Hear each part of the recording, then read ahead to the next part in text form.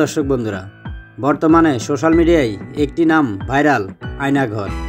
আসলে এই আয়নাঘরটি কোথায় অবস্থিত আমি জানি না, তবে এই আয়নাঘরটি বেশিরভাগই সবাই প্রচার করতেছে যে হাসিনা স্বৈরাচারের এটি আয়নাঘর।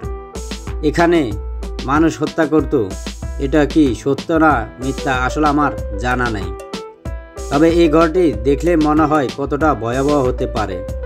অনেক মানুষের এই আয়নাঘরের ভিতরে হাড় রয়েছে।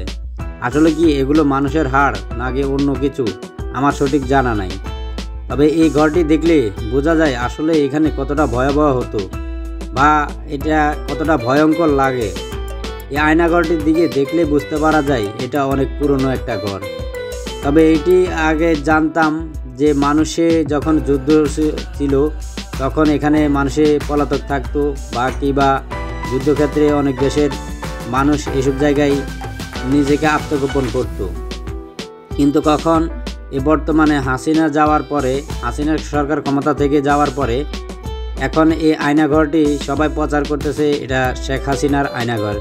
আসলে এটা সঠিক আমার জানা নাই যে কি আসলে কি বাংলাদেশ শেখ হাসিনার আয়নাঘর নাকি।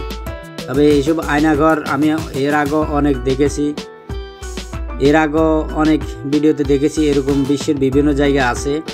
তবে আসল সঠিক আমিও জানি না আসলে কি এটা আমাদের বাংলাদেশে কি না বা কোন দেশে আছে।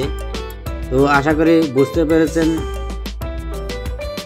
সবাই ভালো থাকবেন, ধন্যবাদ।